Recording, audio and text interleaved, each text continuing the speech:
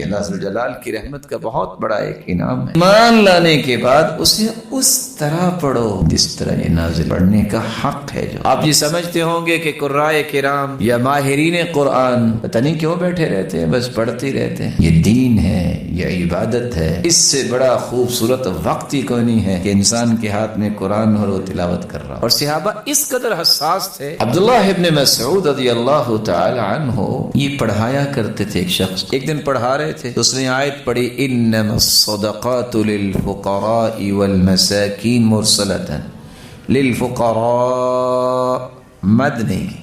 تو صحابی کہتے ہیں ما هكذا اقرأنیها رسول اللہ صلی اللہ علیہ وسلم، مجھے اللہ کے رسول نے ایسے نہیں پڑھایا، میں نہیں ایسے سنوں گا۔ شاگرد پوچھتا ہے وَكَيْفَ أَقْرَأَكَهَا يَا أَبَا عبد الرحمن، اے ابو عبد الرحمن آپ کو اللہ کے رسول نے کیسے پڑھایا؟ پھر انہیں پڑھ کے سنایا انما الصدقات للفقراء والمساکین، فمدها مد کر کے اس آیت کو پڑھا۔ یا اہل علم بیٹھے ہیں مد کریں یا نہ کریں معنی میں تبدیلی نہیں آتی، لیکن صحابی نے اس ادا کی حفاظت کیسے کی؟ چونکہ یہ اللہ کے رسول نے مد کی ہے، میں اس کے بغیر نہ پڑھاؤں گا نہ سنوں گا۔ ہم تو ویسے ہی بادشاہ ہیں نا ماشاءاللہ، من مرضی آئے تو جہاں مرضی مد کر لیں، جہاں مرضی ہم نہ کریں، ہمیں کو پوچھنے والا ہی نہیں۔ ہماری غیرت تو جاگتی ہے انگریزی شریف پر۔ اگر رائٹنگ کو کوئی ورائٹنگ کہہ دے نا، کہتے اوہ پینڈو پروڈکشن، تمہیں پتہ نہیں کہ یہاں ڈبلیو کی آواز نہیں آتی۔ نالج کو کوئی نالج پڑھ دینا تو بڑی باتیں کرتے ہیں، لیکن فاتحہ کو کوئی بگاڑ دے کوئی پرواہ نہیں۔ یہ بات میرے پیارے بھائیوں سمجھیے، یہ امانت ہے، یہ عبادت ہے، اور عبادت کی کیفیات توقیفی ہوتی ہیں۔ جیسے اللہ کے رسول نے بتایا ویسے ہی کرنا ہے۔ میں ایک مثال دیتا ہوں، اللہ کے رسول نے بتایا ہے نا كان اذا قام الى الصلاة كبر ورفع يديه حذو منكبيه، عبادت ہے۔ آپ اللہ اکبر کہتے دونوں ہاتھوں کو کندھوں کے برابر لے جاتے۔ اور دوسری روایت میں آتا حیال اذنی، کانوں کی لو تک لے جاتے، کانوں کے اوپر کی کوئی روایت نہیں۔ آپ کے سامنے جب بھی کوئی کانوں کے اوپر لے کے جاتا کہتے یہ کیا کر رہے ہو، اڑنے لگے ہو؟ اللہ کے رسول سے ثابت ہے نہیں۔ اور جو اٹھاتا ہی نہیں ہے، نہ جانے کیوں نہیں اٹھاتا۔ یہ اللہ کا مسکین بندہ پڑھنے تو نماز آیا، لیکن کس کے طریقے پہ پڑھ رہا ہے؟ لوگوں کو غصہ آتا ہے، لیکن میں غصے کی بجائے محبت کا پیغام دینا چاہتا ہوں، جو سنت کے مطابق عبادت نہیں ہے وہ قبول نہیں ہوگی۔ یہ میں نہیں کہہ رہا، صحیح مسلم کی روایت من عمل عملا لیس علیہ امرنا فہو رد، جس نے کوئی بھی عمل کیا اگر وہ سنت کے مطابق نہیں تو وہ عمل مردود ہے، اللہ کے ہاں قابل قبول نہیں۔ البطائی کی روایت ہے ثم یشد بہما علی صدری، جو میرا پیارا سا بھائی، میرا محترم بھائی، معزز بھائی نہیں اپنے ہاتھوں کو سینے پہ باندھتا، کہیں بھی باندھتا ہے۔ کہاں لکھا ہے؟ آپ نے چپل تو خریدنی ہو تو آپ 4 دکانیں پھریں کہ یہ ریسائیکل تو نہیں کیا گیا، اچھا یہ کتنی دیر نکالے گی، اچھا یہ ٹھیک ہے کہ نہیں۔ دین اتنا ہی سستا ہے کہ اس کے بارے میں آپ تحقیق ہی نہ کریں۔ دیکھیے نا اللہ کے رسول نے کیسے کیا ہے، یہ عبادت ہے۔ اسی طرح قرآن مجید کی تلاوت بھی عبادت ہے، اسے اسی طرح کیا جائے گا جس طرح رسول اللہ صلی اللہ علیہ وسلم نے پڑھایا، صحابہ نے پڑھا۔ بعض ساتھی ناراض بھی ہو جاتے ہیں، کہتے جی ہماری نیت تو ایسی نہیں ہے۔ تو نیت دیکھی کس نے ہے؟ وہ تو اللہ کو ہی پتہ ہے نا۔ نیت عمل سے ظاہر ہوتی ہے۔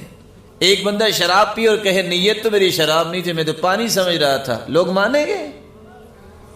نکالے گالی اور کہے میں تو دعا دے رہا تھا، میری نیت تو ویسے دعا کی تھی، لوگ نیت کو دیکھیں گے؟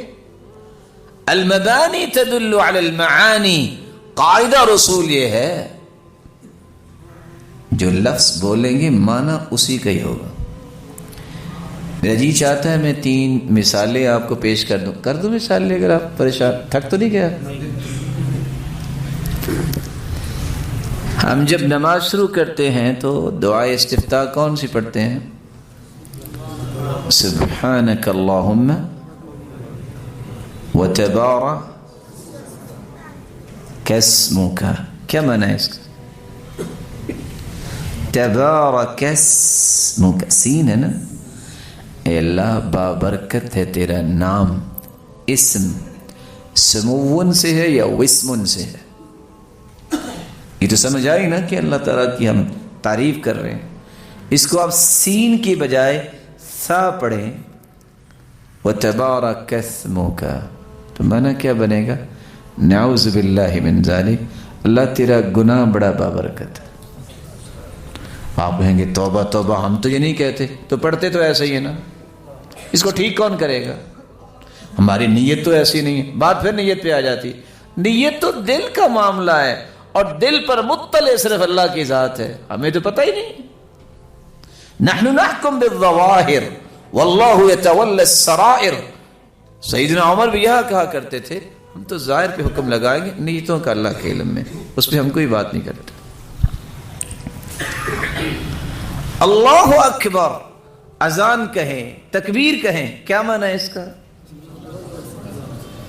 اللہ ہر چیز سے بڑا ہے. یہ کب معنی ہوگا؟ اللہ اکبر ای من کل شیء محذوف، ہر چیز سے اللہ بڑا.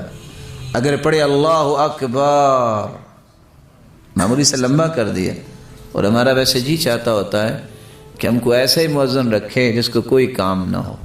ضرور ایسا رکھیں، لیکن اس کو محترم کو، معزز کو اذان پہلے سکھا دیں. بعض بزرگ ضد بھی کر جاتے ہیں کہ میں نے اذان کہنی ہے. ان کی ماشاءاللہ نیت تو بڑی اچھی ہوتی ہے، خواہش بھی بڑی اچھی ہے، لیکن ان کی خدمت میں گزارش ہے وہ اذان سیکھ لیں. اللہ اکبر، اکبار پڑھیں گے تو اکبار یہ کبر کی جمع ہے، اور کبر عربی زبان میں ڈھول کو کہتے ہیں. اللہ اکبر کا مطلب ہوگا نعوذ باللہ اللہ ذوالجلال ڈھول ہے. المبانی تدل علی المعانی، الفاظ کے ہی معنی ہوتے ہیں. الحمد للہ رب العالمین، یہ ہر شخص کہتا ہے جس کو اللہ نے صحیح سمجھ دی ہے. لا صلاۃ لمن لم یقرأ بفاتحۃ الکتاب، جو سورۃ الفاتحہ نہیں پڑھتا اس کی نماز نہیں ہوتی. بلا شبہ صحیح بخاری کی روایت، اس کی نماز نہیں ہوتی، سورۃ الفاتحہ نہیں پڑھتا. وہ اکیلا پڑھ رہا ہو یا امام کے پیچھے ہو، امام کے پیچھے اسے آہستہ پڑھنی ہے. لیکن یہ کوئی بھی نہیں سوچتا کہ فاتحہ پڑھنی کیسے ہے. الحمد ہا، یہ حمید یا حمدو سے ہے، اس کا مطلب ہے تعریف کرنا. الف لام استغراق، دنیا کی تمام تعریفوں کا حقدار کون ہے؟ اللہ. مزہ آیا نا اللہ کی تعریف ہوئی. اگر اس کو آپ کو الحمد کی بجائے الحمد پڑھیں گے تو معنی بگڑ جائے گا، کیونکہ حمید یحمد کا مطلب ہے آگ کی حرارت کا ختم ہونا. معنی یہ نکلے گا کہ دنیا کا سارا دھواں اللہ کے لیے. اس لیے میرے بھائی قرآن کا حق ہے. میں گزارش کروں گا حضرت قاری صاحب سے، ماشاءاللہ اتنی خوشی ہوئی یہ سن کر کہ 13 نوجوانوں نے قرآن حفظ کیا.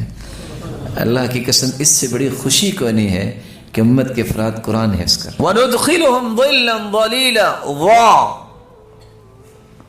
ہم جنتیوں کو گھنے ساؤں میں داخل کریں گے. یہ خوشخبری ہے. اور اگر کو وا کو ہم باریک پڑھیں گے ذِلًّا ذَلِيلًا جیسے پڑھ جاتے ہیں تو اس کا معنی یہ نکلے گا ہم جنتیوں کو ذلتوں میں داخل کریں گے. نعوذ باللہ جنت میں بھی ذلت ہوگی. قل هو اللہ احد، قال یقول سے امر ہے، قل کہو اللہ ایک ہے، توحید. اور اگر اس کو قل کی بجائے کل هو اللہ احد آپ باریک پڑھیں گے تو معنی ہوگا کھاؤ، اللہ ایک ہے. کیونکہ اکل یاکلو کا امر بھی ایسے ہی آتا ہے، کل آتا ہے.